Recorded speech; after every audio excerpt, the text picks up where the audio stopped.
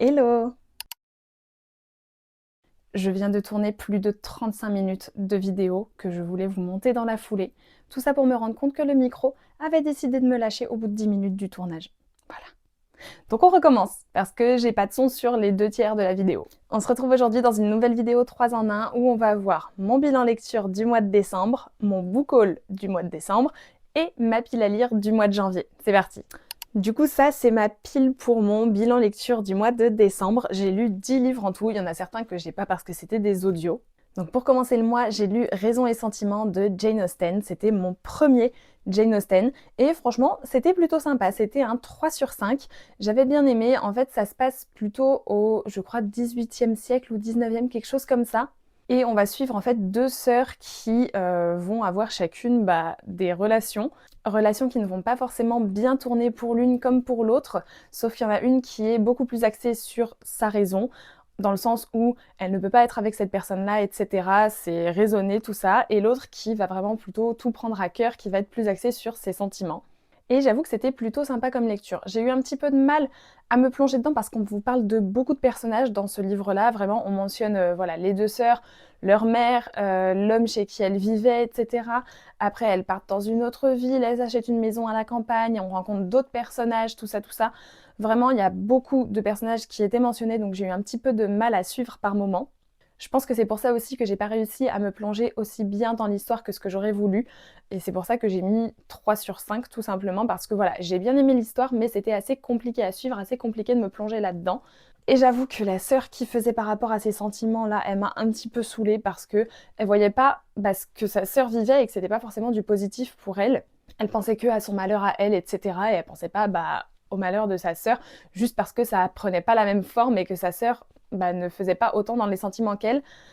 Elle voyait pas tout ça et elle m'a saoulée. C'était vraiment que non mais moi je vis quelque chose de terrible, tout ça. Oh, elle m'a énervée. Du coup voilà, c'était un 3 sur 5, mais c'était quand même donc une bonne lecture. C'était mon tout premier Jane Austen. Je pense que je vais essayer de me lire Orgueil et Préjugés. Si je le trouve en audio, ce serait top, comme ça je pourrais avancer plus vite. Sinon, je le lirai en papier, je l'ai en papier dans ma bibliothèque. Mais j'aimerais surtout voir le film. Donc si jamais j'ai pas le temps de le lire en début d'année, j'essaierai au moins de regarder le film d'Orgueil et Préjugés parce que celui-là me tente énormément. Ensuite, après celui-là, toujours en audio, j'ai écouté Un Noël glaçant de Claire McGowan, qui est un thriller de Noël. C'était un 4 sur 5, vraiment, je l'ai trouvé très sympa. Je l'ai trouvé plutôt bien écrit, on peut faire des théories sur plein de personnages, mais en gros, on va la suivre elle sort avec un gars qui est en liste pour devenir sénateur, il est sur la liste pour essayer de se faire élire. Donc il a plutôt de bons moyens, etc. financiers, alors que elle vient plutôt d'une famille modeste. Mais ça fait 6 mois qu'ils sont ensemble, la relation se passe plutôt bien et c'est prévu donc qu'ils passent tous les deux les fêtes de Noël avec ses amis à lui. Donc elle sait pas trop ce qu'elle imaginait pour passer Noël ensemble, c'est leur premier Noël ensemble, etc. Elle aurait plutôt préféré un petit truc à deux, mais ils vont faire avec ses amis à lui dans un chalet à la montagne avec du ski, tout ça, tout ça. Sauf que elle a jamais eu les moyens de se payer des cours de ski, elle a jamais eu les moyens de tenter d'aller au ski, donc elle ne sait pas skier et elle va se sentir un petit peu rejetée parce qu'ils sont tous pétés de thunes sauf elle. Et ils vont clairement lui faire sentir qu'elle fait pas partie du même monde que eux. Vraiment, les amis de ce gars sont horribles. Et le livre se passe en fait principalement sur le 24, 25, 26, si je dis pas de bêtises, ou 23, 24, 25, 26, mais c'est vraiment sur Noël et les 2 jours avant-après. Et à un moment, à une soirée, ils vont faire une soirée plutôt arrosée avec de la drogue, etc. Et le lendemain matin, ils vont retrouver un corps dans le jacuzzi. Une personne du groupe est donc décédée dans la nuit. Mais c'est pas juste un décès, c'est bien un meurtre parce qu'il y a des traces de lutte, etc. Et tout va incriminer la fille qui ne fait pas partie du même monde que tout le groupe, évidemment. Et donc on va chercher à savoir qui a tué Daniel et tous les personnages vont être potentiellement suspects. Et j'avoue que jusqu'à la fin, j'arrivais pas trop à savoir qui ça pouvait être parce que je suspectais tout le monde. Pour moi, tout le monde avait des bonnes raisons de vouloir la tuer. Mais du coup, j'ai trouvé ça plutôt sympa, même si j'avoue que la fin, du coup, je l'ai trouvé plutôt rapide, j'ai trouvé ça plutôt facile en fait pour la fin, la façon dont ça a été écrit, etc. C'est pour ça quand même que j'ai enlevé un petit peu de points. Ensuite, après ça, j'ai lu L'Infiltré de Lou Garance chez Addictive. Donc attention, c'est une romance plutôt sombre, donc pour un public majeur et averti. Il y a quelques trigger warnings dedans. Pour moi, c'était un 4 sur 5. Dedans, on va suivre Elena qui se fait appeler Bonnie sur son nom de prostituée. Parce que oui, Elena est une prostituée qui exerce depuis quelques années déjà. Elle n'a jamais eu beaucoup de moyens. Quand elle était plus jeune, elle était dans un orphelinat et pour s'en sortir, elle a décidé de se prostituer parce que c'était là où elle trouvait le plus facilement du travail. Sauf que la police s'en mêle, bien sûr, la prostitution est illégale, etc. Donc la police essaye d'arrêter les prostituées. Et on a notamment donc Darcy, qui est notre policier principal dans cette histoire, qui va arrêter Elena pour la je ne sais combienième fois. Sauf qu'en même temps, il y avait une agente de la police qui travaillait avec eux, qui s'était infiltrée dans un réseau de prostitution et qui ne donne plus de nouvelles depuis quelques jours. Donc ils ne savent pas si elle est en danger, si elle est morte ou quoi que ce soit. Et leur but, c'est d'essayer d'infiltrer quelqu'un d'autre dans le réseau pour la retrouver et pour voir ce qu'il en est. Et donc Darcy va passer un pacte avec Elena en lui demandant d'infiltrer ce réseau de prostitution, etc. pour voir ce qu'il en est et pour faire tomber le réseau surtout. Donc on a un peu du hate to love parce qu'au début, clairement, ils peuvent pas se saquer, lui il fait que l'arrêter, elle veut juste bosser tranquille, etc. Donc ça se comprend. Mais petit à petit, ils vont venir à s'inquiéter un petit peu l'un pour l'autre et j'ai bien aimé l'évolution de leur relation. J'ai bien aimé voilà, toute l'infiltration dans le réseau. Il y avait pas mal d'actions, pas mal de tensions, j'ai trouvé ça plutôt cool vraiment, c'était un 4 sur 5 pour moi. Ensuite, j'ai écouté en audio Dame et d'écailles d'Adeline Diaz, qui est donc une fantasy romantasy avec des dragons. C'était plutôt sympa, j'ai mis un 4 sur 5, vraiment, j'ai beaucoup aimé. Dans cette histoire-là, on suit donc une famille qui a une malédiction sur des générations. En fait, leur malédiction, c'est qu'ils ont des âmes de dragon en eux qui parfois prennent le dessus sur l'âme humaine et ils se transforment littéralement en dragon. Jusqu'au point où ils doivent parfois tuer des membres de leur famille pour se protéger en fait quand ils n'arrivent plus du tout à contrôler les dragons, qu'ils n'arrivent pas du tout à faire revenir l'âme humaine, ils n'ont pas le choix que de les tuer. Donc ça c'est la famille du prota masculin et de l'autre côté on a notre prota féminine qui elle est médium, qui arrive à échanger avec les esprits, avec les âmes, etc. et qui va se retrouver impliquée là-dedans parce qu'un jour elle va faire une intervention dans une maison pour un couple qui lui a demandé de passer voir et elle va voir la maison d'en face en se disant il y a quelque chose de bizarre et il y a un esprit qui va lui indiquer la fameuse maison d'en face. Elle va y aller, elle va croiser au passage un des membres de la famille qui a le dragon en lui, elle va voir ce fameux dragon et ils vont se rendre compte qu'en fait elle sait. Du coup ils vont finir par la capturer puisqu'elle en sait trop sur eux, etc. Donc pour se protéger, elle va finir par être chez eux clairement contre son gré, mais elle va décider d'essayer de les aider. Elle va essayer de faire partir les âmes des dragons et essayer de faire revenir vraiment les âmes humaines au maximum. Elle va juste essayer d'enlever la malédiction quoi. Et vraiment, c'était très sympa, il y a pas mal de secrets, il y a quelques révélations, etc. Et tout ce qui est un peu histoire de malédiction en général, ça me plaît bien. Du coup, c'était un 4 sur 5 pour moi. Après ça, j'ai lu The Devious Husband de Katharine Amora, qui est donc le dernier tome de la saga des Windsor et que j'ai adoré. Donc c'était un 4,75 pour moi, c'est mon top 3 de cette saga, vraiment j'ai adoré. Dans celui-là, on va suivre Sierra, qui est donc la sœur de la fratrie des Windsor. On suivait les garçons jusque-là et maintenant c'est elle la plus jeune, donc c'est son tour à elle.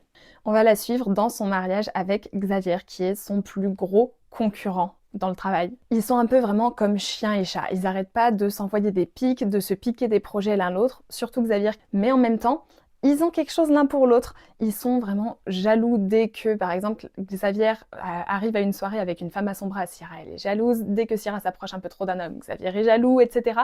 Vraiment, il y a de l'attirance, mais elle veut pas se l'avouer, elle. Lui, par contre, il a complètement conscience de ses sentiments envers Sierra, et son but, c'est carrément de faire d'elle sa femme. Il est honnête avec ça, il le dit, il dit « je veux qu'elle soit ma femme ». Et donc là, on va pas avoir la grand-mère qui va nous annoncer que Sierra va épouser telle personne parce qu'elle l'aura choisi. Non, c'est que Xavier va aller demander la main de Sierra à la grand-mère, et après, elle va faire comme si c'est elle qui avait choisi tout ça, tout ça. Mais j'ai vraiment adoré que ce soit lui qui prenne les devants, qui aille demander la main. Et après, on voit l'évolution de leur relation, de quand ils pouvaient pas se saquer, soi-disant, à ce que finalement ils tombent amoureux, etc. Ils n'ont pas forcément vécu des choses très faciles, ils ont quelques traumas derrière eux, notamment Xavier, et ça va impacter vraiment leur relation, jusqu'au point où on va être un petit peu des fois dans le rouge à se dire est-ce que leur relation va tenir le coup, est-ce qu'ils vont réussir à s'en sortir. Et j'ai vraiment beaucoup aimé ça dans leur histoire, j'ai beaucoup aimé voir comment ils essayaient de remonter la pente malgré ce qu'ils avaient vécu. Et puis leur couple, je le trouve juste trop mignon. J'ai adoré leur couple. Après ça, j'ai écouté Abyss tome 1 et tome 2 de C.S. Quill chez Hugo Roman, qui étaient des véritables coups de cœur. Vraiment, les deux tomes sont des coups de cœur. Je suis vraiment contente d'avoir réussi à avoir des coups de cœur en décembre, donc j'ai plutôt bien fini l'année. Franchement, c'était incroyable. Pirate des temps modernes, voleuse qui doit faire un contrat, et dans ce contrat-là, elle va se faire choper par les fameux pirates. Ils vont la capturer en lui disant « tu dois voler ça pour nous avant qu'on te redonne ta liberté, donc si tu veux retrouver ta vie, tu bosses pour nous, et puis après, tu seras tranquille ». Il y a vraiment beaucoup de tensions dans ce livre-là, dans ces livres-là. Beaucoup de tensions, beaucoup d'actions, de secrets, de slow burn. Le slow burn est vraiment incroyable. Le tome 1, c'est un tome de slow burn. Voilà, clairement, Il y a des petits rapprochements vers la fin. C'est un tome de slow burn, j'ai adoré. Et dans le tome 2, on est quand même encore sur du slow burn, mais j'ai vraiment adoré tous les secrets, les révélations qu'il y a dans le tome 2. On parle vraiment beaucoup de la généalogie de nos fameux pirates, on remonte assez dans le passé sur l'histoire de leurs ancêtres et tout, l'histoire des familles pirates. J'ai adoré ça.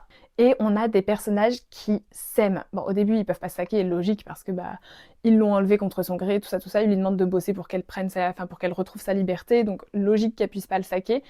Mais ils finissent par s'inquiéter, s'apprécier l'un l'autre, etc.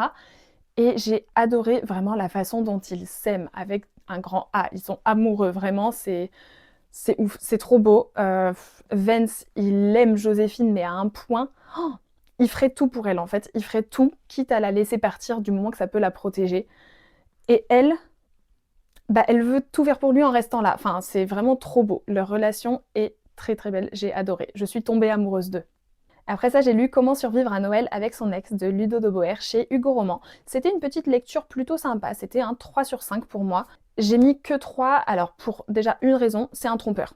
J'aime pas les histoires avec les trompeurs. Du coup, voilà, ça a baissé un petit peu la note, le fait que ce soit un trompeur et que ce soit notamment la discorde principale qu'il y a eu entre eux. En gros, là, on a ce couple qui s'est séparé il y a 1 an parce que justement, tromperie, etc. Et qui se retrouvent 1 an plus tard lors des fêtes de fin d'année quand ils vont aller chez leurs parents puisque les parents sont voisins. Et lui, son but, c'est de la reconquérir parce que tromperie, oui, mais quiproquo quand même, etc. Et elle, clairement, elle lui en veut, elle veut plus entendre parler de lui, mais ils vont devoir quand même être un peu ensemble puisque leurs familles sont voisines, sont très proches, etc.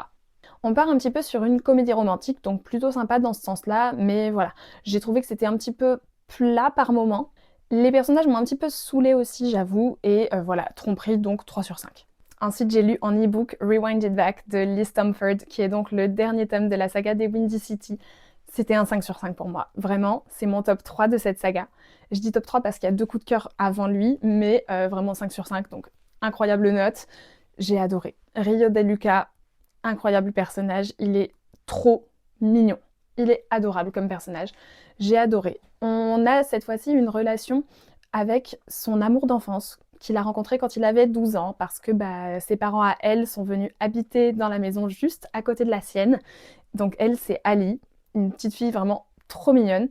Et ils ont fini par déjà bien s'entendre quand ils étaient enfants. Ils ont fini par sortir ensemble sans le dire aux parents ni rien, jusqu'au jour où il y a un événement en particulier, ou plutôt des événements qui ont fait que ils ont préféré se séparer. Parce qu'après, ils en voulaient l'un à l'autre, etc. Il y a eu gros soucis. Et donc ils se sont séparés, ils ont tous les 2 changé de ville, et maintenant, 6 ans plus tard, ils se retrouvent à être de nouveau voisins. Et j'ai adoré ça. J'adore. Avant, j'aimais pas du tout les friends to lovers, to ex to lovers, enfin les trucs comme ça. Maintenant, je kiffe. Quand c'est bien fait comme là, je kiffe. Et j'ai terminé le mois en audio avec Coup de cœur accidentel de Lauren Blakely, qui était un 3 sur 5 pour moi. C'est une petite comédie romantique où on va suivre des personnages qui sont meilleurs amis et qui tiennent un podcast ensemble, un podcast sur les relations amoureuses. Et ils parlent beaucoup de ses relations amoureuses à elle, puisque elle, clairement, elle fait des dates avec des applis, etc. Mais c'est que des dates foireux, elle tombe que sur des mecs pourris, etc. Et donc, ils en parlent en rigolant dans le podcast. Sauf que la chose, c'est que les 2 meilleurs amis qui tiennent le podcast ont couché ensemble il y a 8 ans et que l'un l'autre, ils n'ont jamais réussi à s'oublier, en fait. Mais ils se l'avouent pas. Ils se l'avouent déjà pas à eux-mêmes, donc ils vont encore moins se l'avouer entre eux. Jusqu'au moment où une auditrice, qui est vraiment leur auditrice fan number one, va leur offrir une maison pour les remercier de l'avoir aidé, elle, à trouver sa relation parfaite, etc. Et donc, quand ils vont avoir cette maison-là, elle va tenter de se relancer dans les applis de rencontre, les dates, etc. Et lui, ils vont faire en gros une expérience de dating où lui va prendre la place de ces fameux mecs sur qui elle va swiper dans l'appli. Il va lire leur description, etc. Et ils vont se faire des dates où il va se mettre dans la peau de ces personnages-là pour qu'elle voit un petit peu ce que ça pourrait donner avec eux. Mais bien évidemment, ils s'apprécient, donc on va voir cette évolution-là. Donc c'était plutôt sympa, c'était un 3 sur 5. Le gros bémol, j'ai envie de dire, c'est que les scènes de smut étaient très gênantes. Les termes employés, comment le livre était lu par les lecteurs, mais c'était cringe. Vraiment, j'étais gênée. Et je suis pas forcément gênée en lisant du smut d'habitude, mais là j'étais gênée.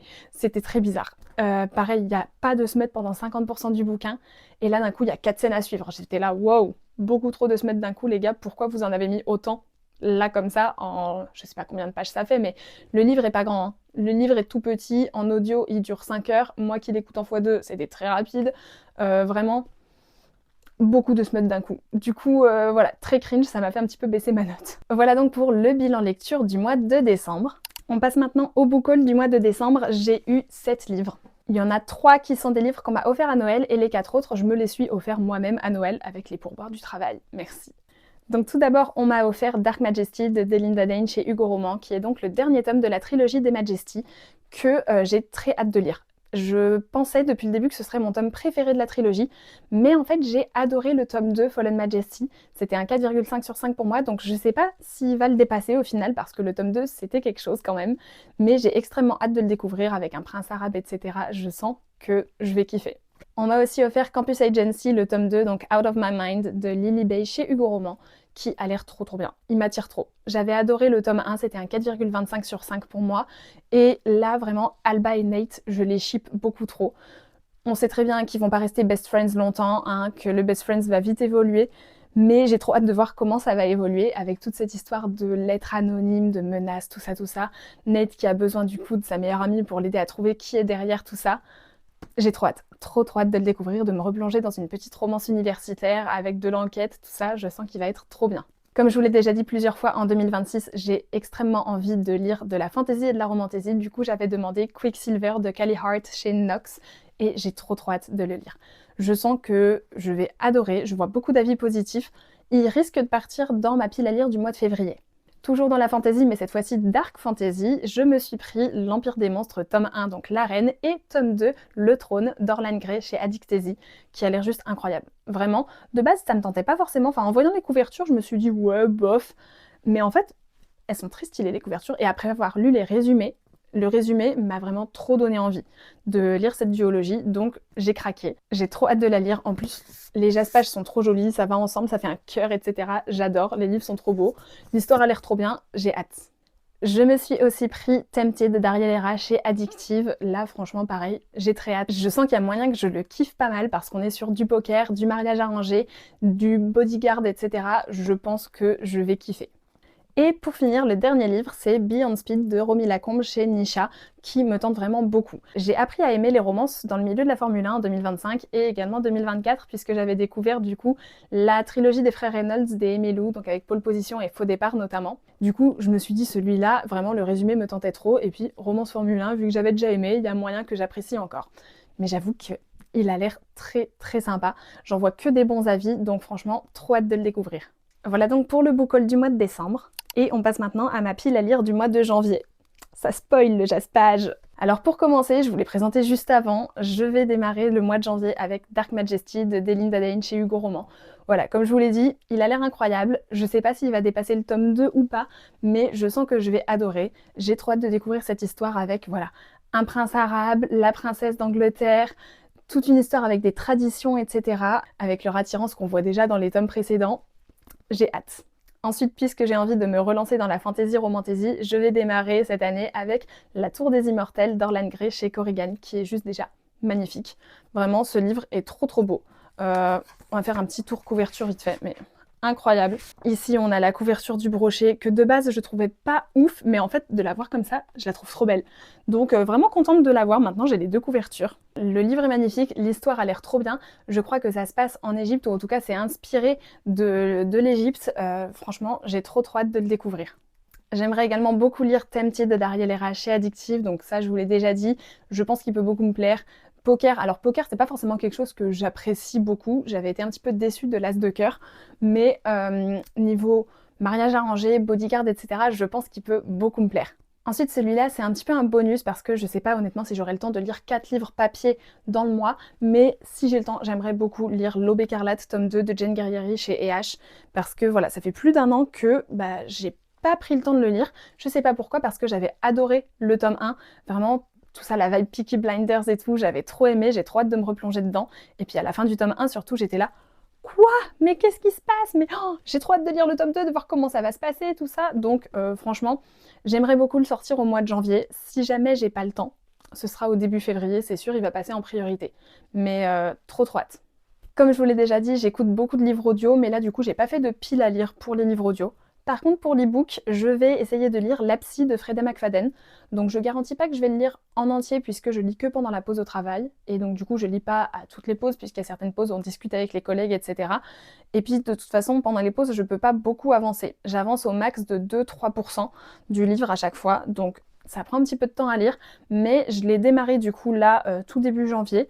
Et puis bah, je vais en lire un max ce mois-ci, je vais faire au mieux et on verra bien ce que ça va donner. Mais j'avoue qu'il m'intrigue beaucoup là, en tout cas dans les débuts. C'est très intriguant, je trouve. C'est un peu stressant, j'avoue. Je suis pas très bien en le lisant. Je me dis, ouais, mais qu'est-ce qui se passe? C'est quoi ce délire? Qu'est-ce qui se passe dans cette baraque? Mais bref, voilà. J'ai hâte de voir ce que ça va donner. Voir si je vais l'apprécier ou pas, parce que j'en vois beaucoup d'avis mitigés. Soit les gens, ils le trouvent trop bien, soit les gens, ils le kiffent pas du tout. Il n'y a pas trop d'entre-deux, j'ai l'impression. Donc j'ai hâte de me faire mon propre avis. Voilà donc pour le bilan lecture et le book haul du mois de décembre, et puis ma pile à lire du mois de janvier. Merci d'avoir regardé la vidéo jusqu'à la fin, j'espère qu'elle vous aura plu. N'hésitez pas à la liker et à me dire ça en commentaire. Dites-moi également vous, les livres que vous avez lus en décembre, ce que vous avez acheté et ce que vous aimeriez lire en janvier. Et puis n'hésitez pas aussi, si vous avez des genres de vidéos, des idées particulières que vous aimeriez voir sur cette chaîne, à me faire vos suggestions dans les commentaires. Et puis comme d'habitude, à vous abonner sur cette chaîne, sur TikTok et sur Instagram. On se retrouve très bientôt pour une prochaine vidéo.